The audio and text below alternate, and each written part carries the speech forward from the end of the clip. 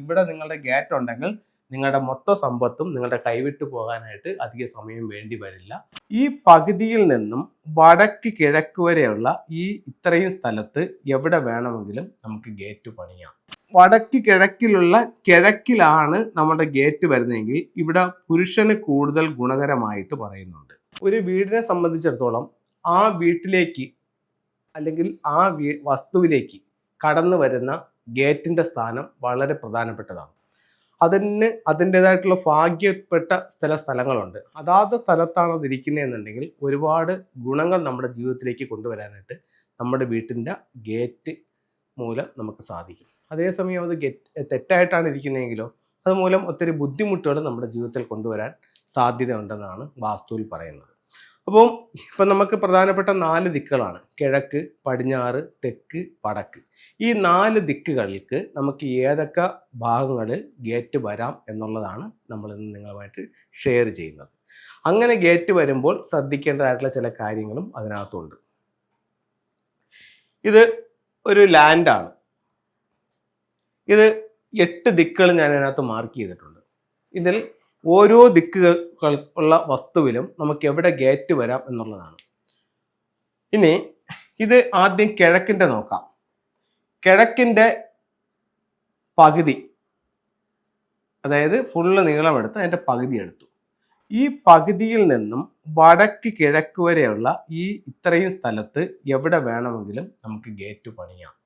ഇതിൽ ഏറ്റവും നല്ലത് ഇവിടുന്ന് ഒരു 2 അടി വിട്ട് ഈ ഒരു സ്ഥലത്ത് ഗേറ്റ് പണിയുന്നത് ഏറ്റവും ഉത്തമം. അതല്ല, ഇതിനകത്ത് എവിടെ വേണമെങ്കിലും നിങ്ങൾക്ക് പണിയാം, യാതൊരു ദോഷവുമില്ല. അപ്പോൾ കിഴക്ക് സംബന്ധിച്ചിട്ടുള്ളൊരു വസ്തുവിനായാലും ഒരു വീടിനായാലും നമുക്ക് ഗേറ്റ് എവിടെ വരാമെന്നുള്ളതാണ് പറഞ്ഞത്. അടുത്ത ഒരു ദിക്ക് വടക്കാണ്. വടക്കിൽ നമ്മൾ ഇതേ രീതി തന്നെയാണ് ചെയ്യുന്നത്. വടക്കിൽ നമ്മൾ ചെയ്യുന്നതെന്ന് പറഞ്ഞു കഴിഞ്ഞാൽ നോർത്ത് ഈസ്റ്റ് മുതൽ നോർത്ത് വെസ്റ്റ് വരെയുള്ള ഫുള്ള് ലെന്ത് എടുത്തു.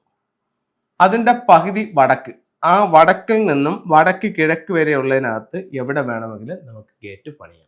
ഏറ്റവും നല്ലത് ഈ ഒരു 2 അടി മൂല വിട്ടിട്ട് ഇവിടെ ചെയ്യുന്നതാണ്. ഇതിനകത്ത് മറ്റൊരു കാര്യം കൂടെ പറയുന്നുണ്ട്. ഈ വടക്ക് കിഴക്കിലാണ് നമ്മുടെ ഗേറ്റ് വരുന്നതെങ്കിൽ ഇവിടെ പുരുഷന് കൂടുതൽ ഗുണകരമായിട്ട് പറയുന്നുണ്ട്. അതേസമയം ഈ വടക്കിലാണ് ഗേറ്റ് വരുന്നതെങ്കിൽ ഇത് സ്ത്രീകൾക്ക് കൂടുതൽ ഉത്തമമായിട്ടും അതിനെ പറയുന്നുണ്ട്. അപ്പം എന്ത് തന്നെ ആയാലും ഈ ഭാഗത്ത് വരുന്നത് നമുക്ക് വളരെ ഗുണപ്രദമാണ് ഗേറ്റ് വരുന്നത്. അടുത്തത്, ഇതിപ്പോൾ നമ്മൾ കിഴക്കിൻ്റെയും വടക്കിൻ്റെയും ഗേറ്റിൻ്റെ സ്ഥാനങ്ങൾ പറഞ്ഞു. അടുത്ത പടിഞ്ഞാറ് ഉള്ള ഒരു വസ്തുവിനാണെങ്കിൽ ഇതിൻ്റെ സെൻറ്റർ എടുത്തു. അവിടെ മുതൽ ഇവിടം വരെയുള്ള ഏത് ഭാഗത്തും നമുക്ക് ഗേറ്റ് പണിയാവുന്നതാണ്. ഇത് ഒരുപാട് പേർക്ക് പല വീടുകളിലും ഇവിടെയാണ് ഗേറ്റ്, ഈ ഗേറ്റ് തെറ്റാണ്. അതേസമയം വടക്ക് പടിഞ്ഞാറിൻ്റെ വടക്കിലെ ഗേറ്റ് തെറ്റാണ്, വടക്ക് പടിഞ്ഞാറിൻ്റെ പടിഞ്ഞാറിലെ ഗേറ്റ് ശരിയാണ്. ആ ഭാഗത്ത് നമുക്ക് ഗേറ്റ് പണിയാവുന്നതാണ്. അടുത്തത്, ഈ വടക്ക് കിഴക്കിൽ നമ്മൾ ഗേറ്റ് പണിയുമ്പോൾ ശ്രദ്ധിക്കേണ്ട മറ്റൊരു കാര്യം എന്ന് പറയുന്നത് ഈ ഗേറ്റിൻ്റെ നേരെ കിണർ വരാൻ പാടില്ല. അപ്പോൾ ഈ വഴി ചെന്ന് നേരെ ഇറങ്ങുന്നത് ഒരു കിണറ്റിനകത്തേക്ക് ആകാൻ പാടില്ല. അപ്പോൾ ആ കിണർ വിട്ടിട്ട് വേണം ആ ഗേറ്റ് പണിയാൻ. അത് വളരെയധികം ശ്രദ്ധിക്കേണ്ടത്. ചിലർക്ക് കിണറിന് പകരം അവിടെ സമ്പായിരിക്കും, അവിടെയും അത് വരാൻ പാടില്ല. അടുത്തത്, തെക്ക് പടിഞ്ഞാറിനെ പറ്റിയാണ് നമ്മൾ സംസാരിച്ചുകൊണ്ടിരുന്നത്. പടിഞ്ഞാറിൽ ചെയ്യുമ്പോഴത്തേക്കെന്ന് പറഞ്ഞു കഴിഞ്ഞാൽ അവിടെ ആ ഉച്ചമായ സ്ഥാനത്ത് ഞാൻ ആ ഗേറ്റിന്റെ സ്ഥാനം മാർക്ക് ചെയ്തു. അത്രയും ഭാഗത്ത് എവിടെ വേണമെങ്കിലും നമുക്ക് ഗേറ്റ് പണിയാം. അതേസമയം ഇങ്ങോട്ടുള്ള സ്ഥലത്ത് ഒരു കാരണവശാലും ഗേറ്റ് പണിയാൻ പാടില്ല. ഇവിടെ നിങ്ങളുടെ ഗേറ്റ് ഉണ്ടെങ്കിൽ നിങ്ങളുടെ മൊത്ത സമ്പത്തും നിങ്ങളുടെ കൈവിട്ടു പോകാനായിട്ട് അധിക സമയം വേണ്ടി വരില്ല. വളരെയധികം ശ്രദ്ധിക്കേണ്ടതാണ്. ഒരുപാട് കൺസൾട്ടിങ്ങിന് പോയപ്പോൾ ഒരുപാട് ആൾക്കാർ പറഞ്ഞിട്ടുണ്ട്, കോടികൾ തന്നെ പോയ ആൾക്കാർ പറഞ്ഞിട്ടുണ്ട്, സാറേ ഇത്ര കോടി രൂപയും കൊണ്ടാണ് ഞാൻ ഈ വീട്ടിൽ കയറുന്നത്, വീട്ടിൽ കയറി ഇപ്പോഴാകുമ്പോഴത്തേക്ക് എനിക്ക് ഇത്ര കോടി രൂപയുടെ കടമാണ്. അങ്ങനെയാണ് ആൾക്കാർ പറയുന്നത്. കാരണം കന്നിമൂലയിലായിരുന്നു അവരുടെ ഗേറ്റ്, അല്ലെങ്കിൽ അതാ ഇപ്പൊ സാറിന്റെ പ്രോഗ്രാം കണ്ടപ്പോഴാണ് എനിക്കത് മനസ്സിലായത് എന്ന് പറയുന്ന ഒരുപാട് ആൾക്കാരുണ്ട്. ഇപ്പൊ നമ്മൾ 3 ദിക്കുകളെ പറ്റി സംസാരിച്ചു. കിഴക്ക് പറഞ്ഞു, വടക്ക് പറഞ്ഞു, പടിഞ്ഞാറ് പറഞ്ഞു. അടുത്തത് സൗത്ത്, അതായത് തെക്ക് വശത്തെ പറ്റി പറയുകയാണ്. തെക്ക് വശം എല്ലാവർക്കും പേടി ഉളവാക്കുന്ന ഒരു ദിക്കായിട്ടാണ് പൊതുവെ എല്ലാവരും പറയുന്നത്. അപ്പം തെക്ക് ഭാഗത്ത് പ്രധാന വാതിൽ കൊടുക്കാൻ പറ്റുമോ, തെക്ക് ഭാഗത്ത് നമുക്ക് വഴി കൊടുക്കാൻ പറ്റുമോ എന്നൊക്കെ ചോദിക്കുന്ന ഒരുപാട് ആൾക്കാരുണ്ട്.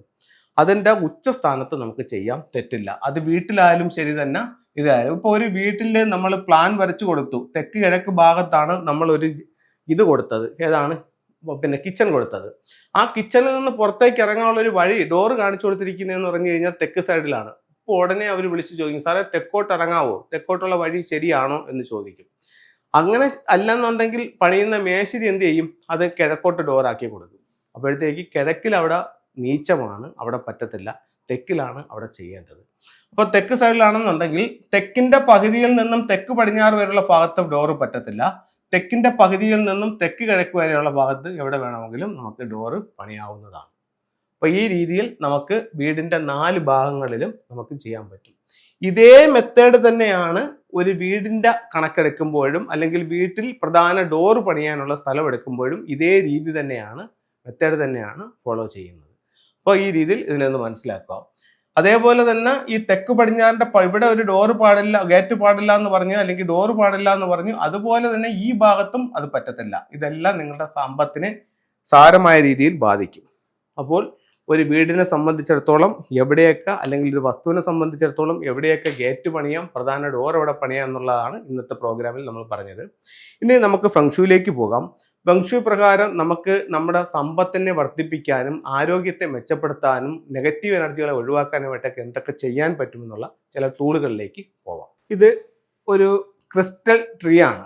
ഇത് നമ്മളുടെ ഒരു ബെഡ്റൂമിലോട്ട് വെക്കുമ്പോഴത്തേക്കെന്ന് പറഞ്ഞു കഴിഞ്ഞാൽ നമ്മുടെ ബെഡ്റൂമിലേക്ക് വരുന്ന നെഗറ്റീവായിട്ടുള്ള ഊർജത്തെ നമുക്ക് വലിച്ചെടുക്കാനും പോസിറ്റീവ് ആക്കാനും എപ്പോഴും ഒരു പോസിറ്റീവ് വൈബ്രേഷൻ നമ്മുടെ റൂമിൽ ഉണ്ടാവാനും ഈ ഒരു ക്രിസ്റ്റലിൻ്റെ ട്രീ വളരെ ഉപകാരപ്രദമാണ്.